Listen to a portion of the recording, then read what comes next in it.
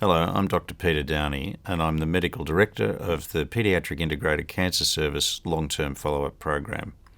I'm going to give you some Australian childhood cancer facts to start with so that we have what I'm going to talk about in context. Approximately 750 children and adolescents under the age of 17 years are diagnosed with cancer annually in Australia. This equates to around about 200 children in Victoria. In the last 30 years, the cancer death rate for children has decreased by around about 60%, which is a significant improvement. In 2017 to 2013, the survival rate has improved to 83%.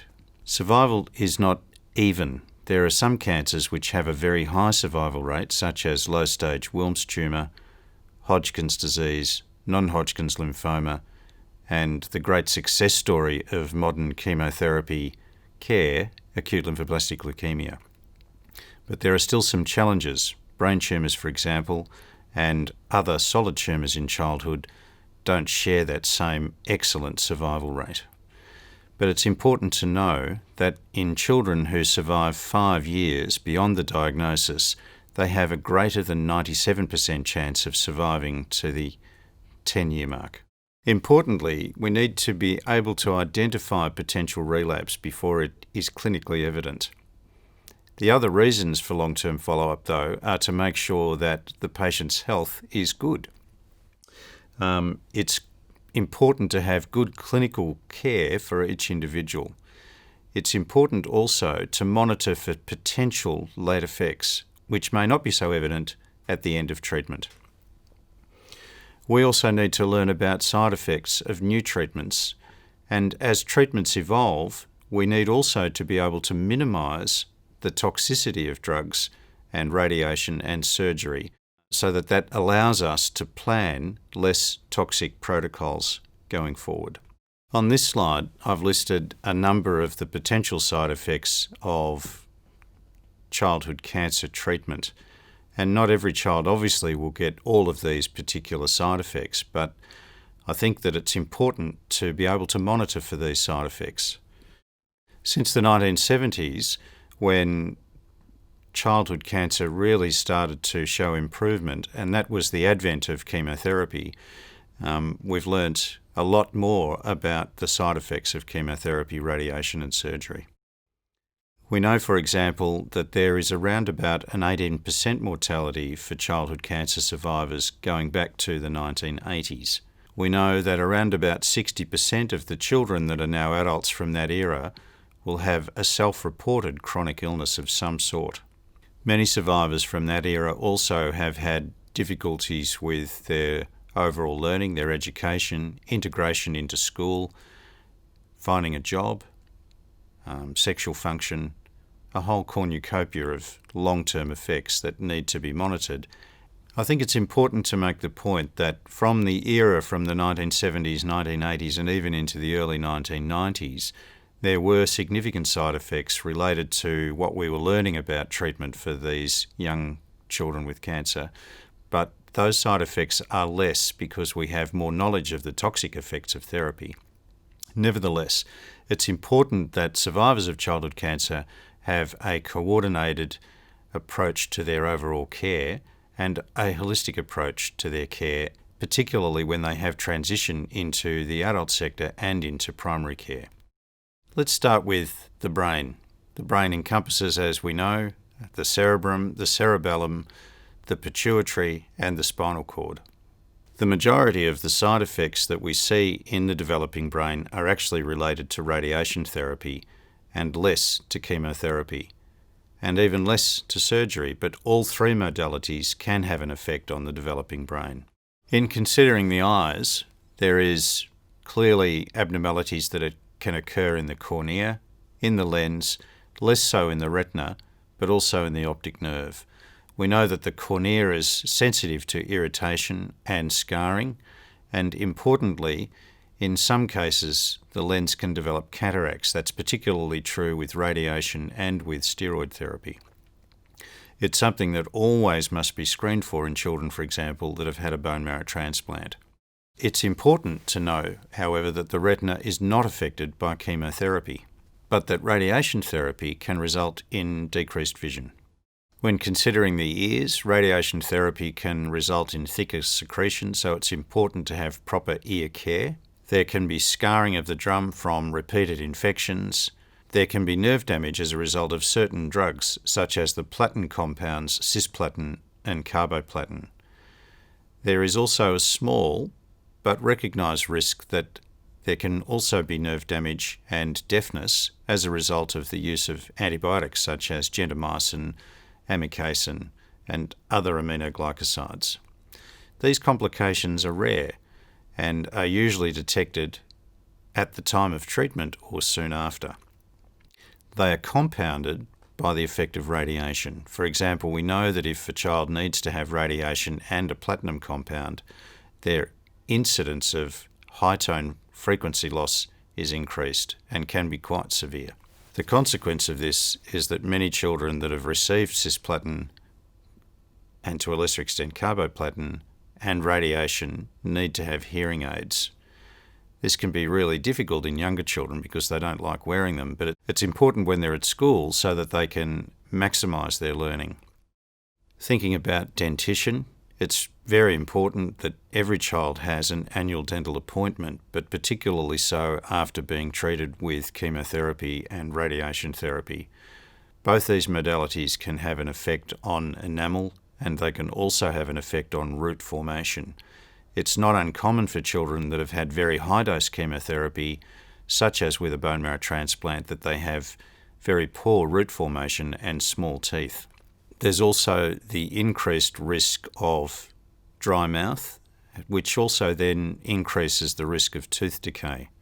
So it's important to look at the gums and to look at the teeth and to make an early dental referral if necessary. The thyroid gland can be affected by radiation even if the radiation isn't given directly to the gland. For example, in children who've had abdominal irradiation, there's a risk of radiation scatter. Even though this may be a small dose, there is still a risk that these children will develop thyroid cancer, and we know that the risk of thyroid cancer increases with age. So all children who have had radiation either to their cervical region, to the neck, to the posterior fossa, even in the thoracic region or to the abdominal region, should have screening for thyroid cancer with an ultrasound of their thyroid gland every second year.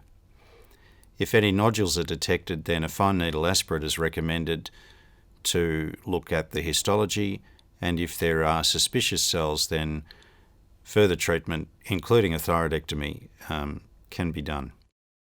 The heart. The heart can be affected by certain drugs and by radiation. The most important drugs are the anthracyclines.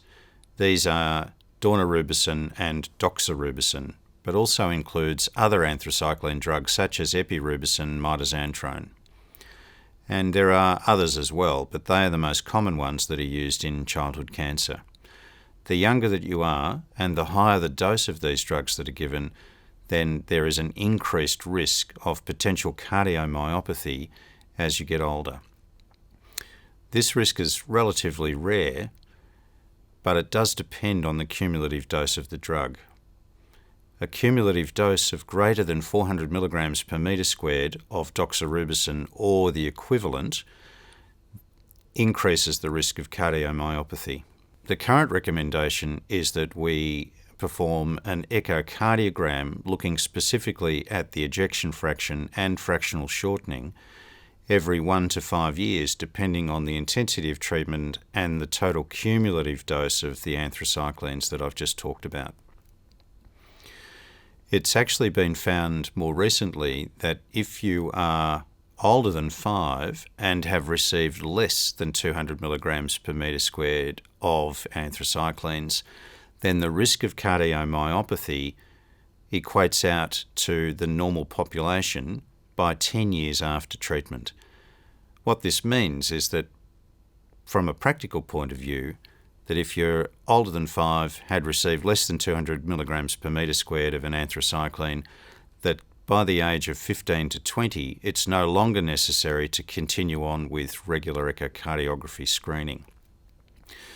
What's really important, though, is that for those young women who have received more than 200 milligrams per metre squared of anthracycline, that they are aware of the extra strain that pregnancy puts on their heart, and it's therefore important that they let their obstetrician know that they were treated for childhood cancer and that they received an anthracycline as part of their therapy, as there is a risk that they may go into cardiac failure during pregnancy.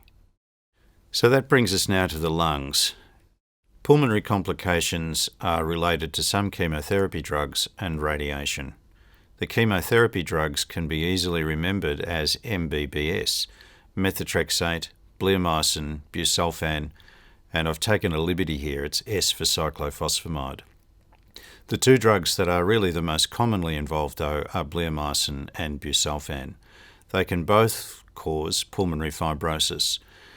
Pulmonary function tests will show a restrictive defect and, in some cases, a reduced oxygen transfer.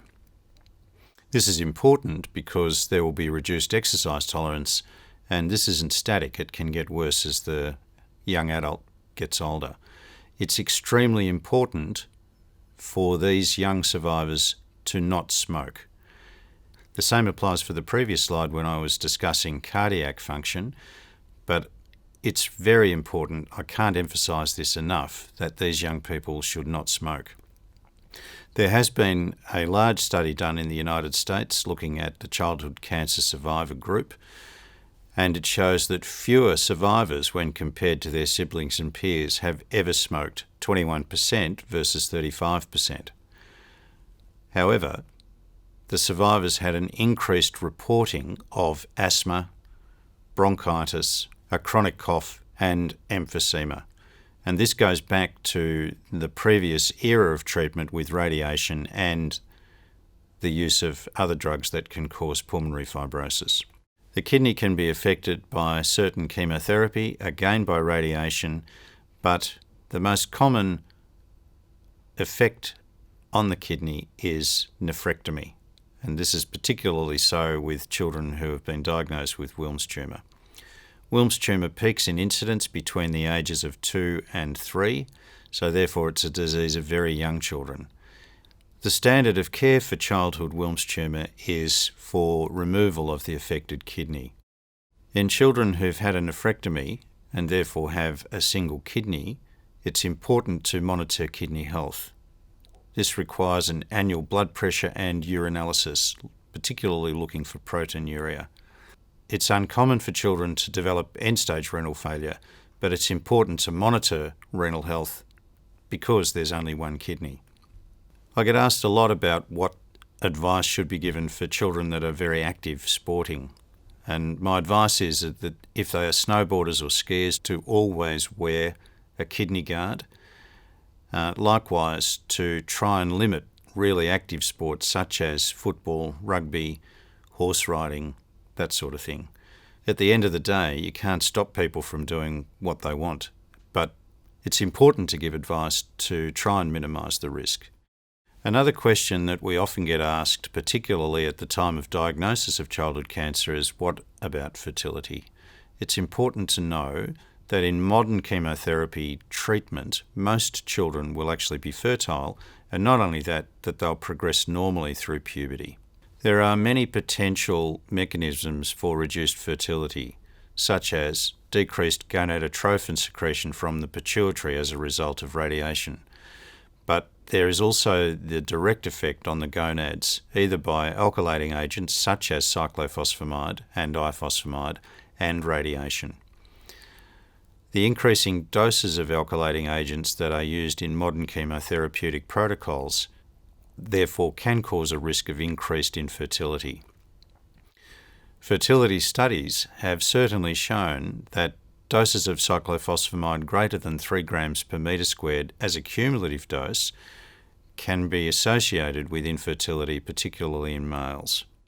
Gonadal function can recover even many years after therapy, and so whenever giving advice about fertility to young people, it's important for them to understand that they may actually have a small amount of fertility and that they should always take precautions and never practice unprotected sex.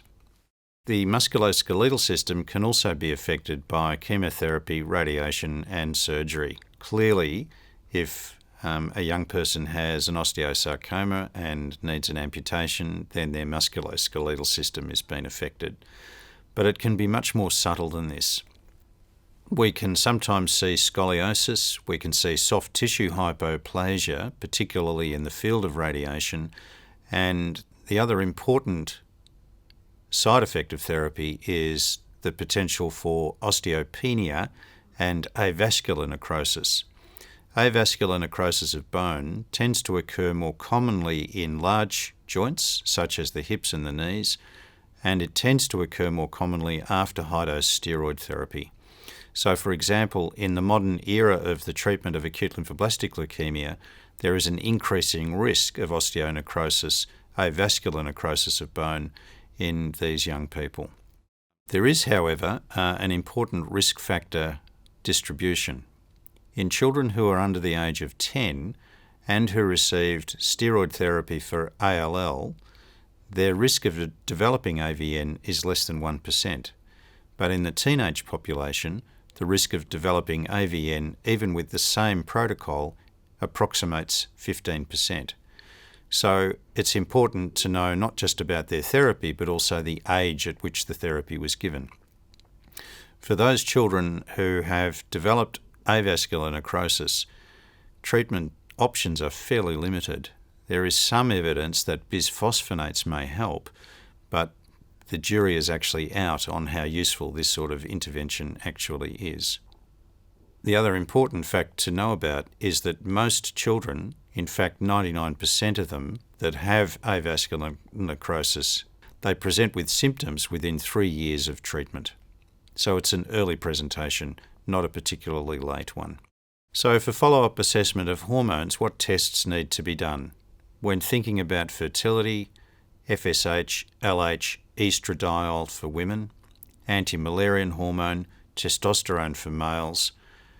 Thyroid function can be tested with a TSH, a free T4 and potentially free T3, growth hormone assay, IGF-1, IGF-BP3.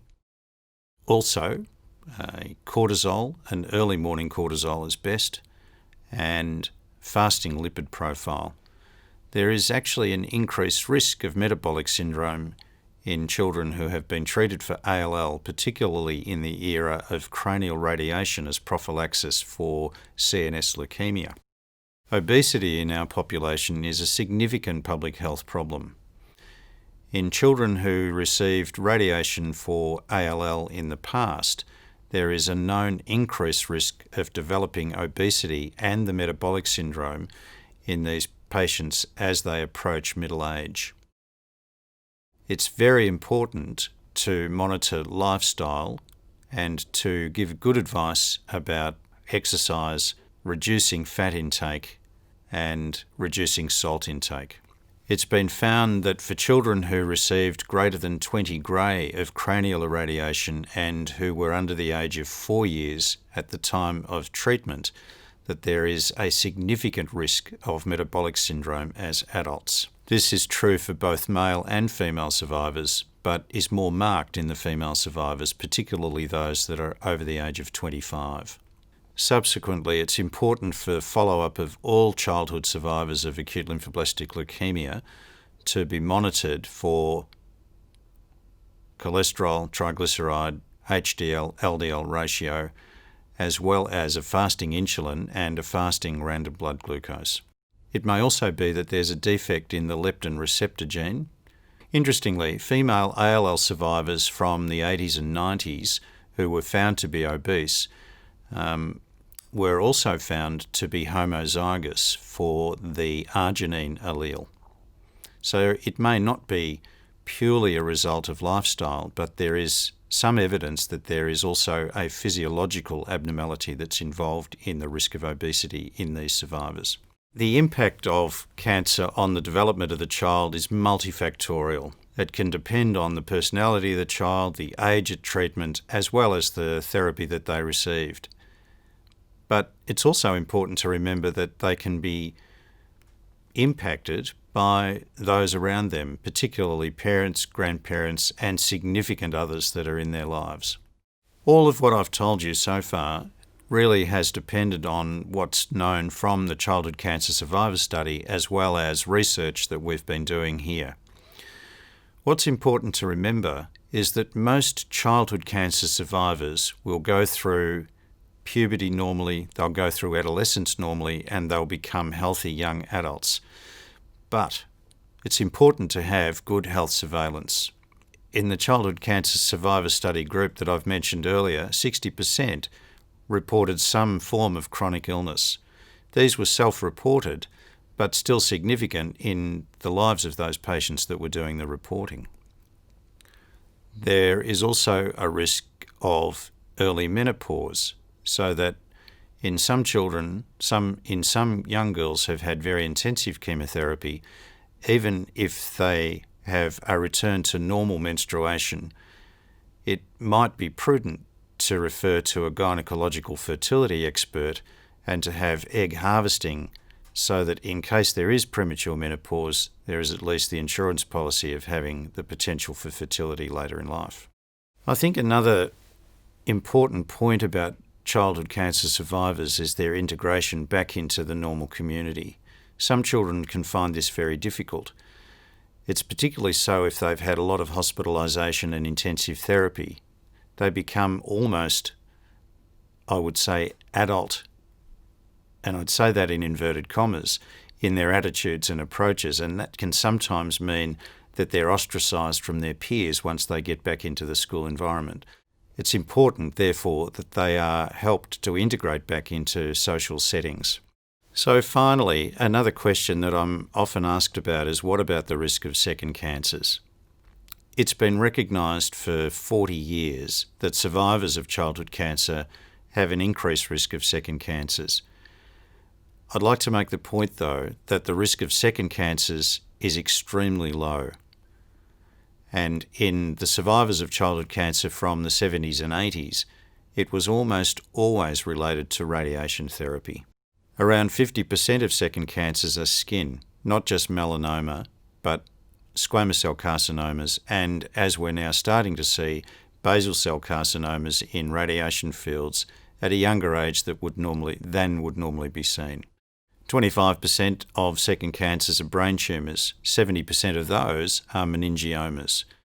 There is, however, a small but increased risk of more malignant tumours such as anaplastic astrocytoma and glioblastoma multiforme, or GBM.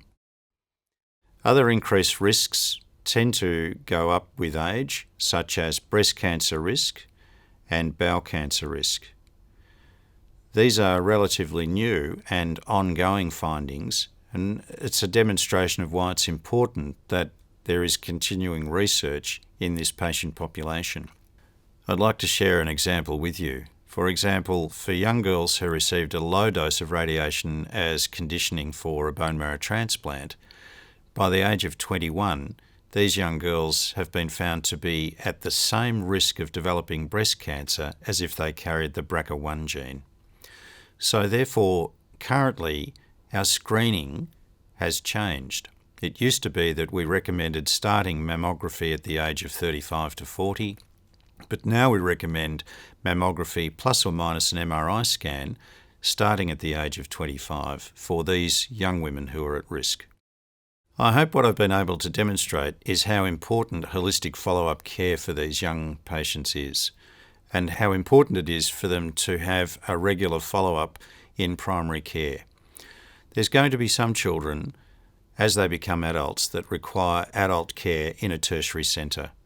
For those children who've had brain tumours and radiation, they're most likely to need ongoing tertiary surveillance.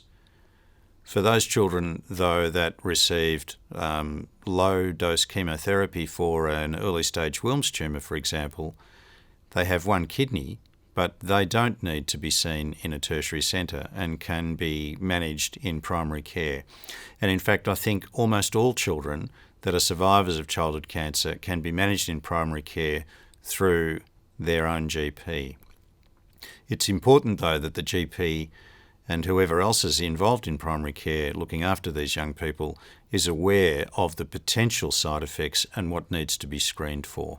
So in conclusion, there is clear importance for ongoing holistic medical review to check for potential long-term side effects of cancer therapy, to make sure that the young person is happy and healthy and thoroughly engaged with their lives. Thank you very much for listening.